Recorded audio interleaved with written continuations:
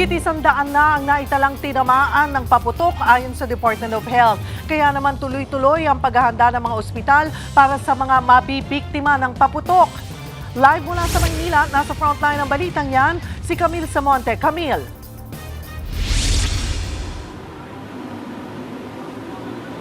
Cheryl, 2 araw pa bago ang bagong taon, handa na ang mga ospital sa posibleng fireworks-related injuries.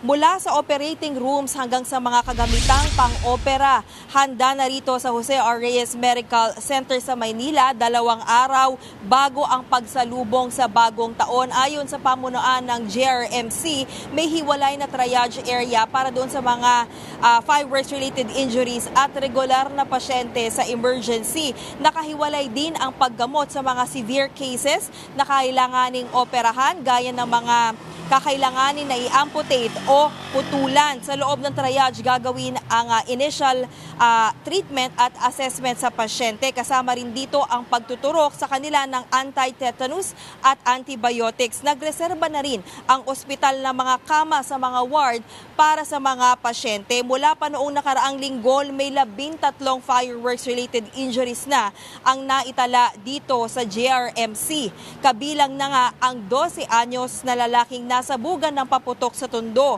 Base naman sa datos ng Department of Health, umabot na sa higit 100 ang kabuang bilang ng mga biktima ng paputok. Pinakamarami ay galing sa Metro Manila. Pero mas mababa raw ito ng 27% kumpara noong nakaraang taon sa parehong panahon. Karamihan sa mga nabibiktima ng paputok ay mga lalaki edad 5 hanggang 14. Cheryl, gaya nga ng paulit-ulit na paalala ng DOH, mas mainam na gumamit na lang ng alternatibong pampaingay gaya ng torotot. Iwas paputok, iwas salubong na rin yan sa bagong taon sa ospital. Yan muna ang latest. Balik sa'yo, Cheryl.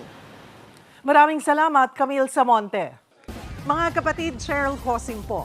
Maging maalam at may pakialam sa mga napapanahong issue at headlines. Mag-follow at mag-subscribe na sa social media pages ng News 5.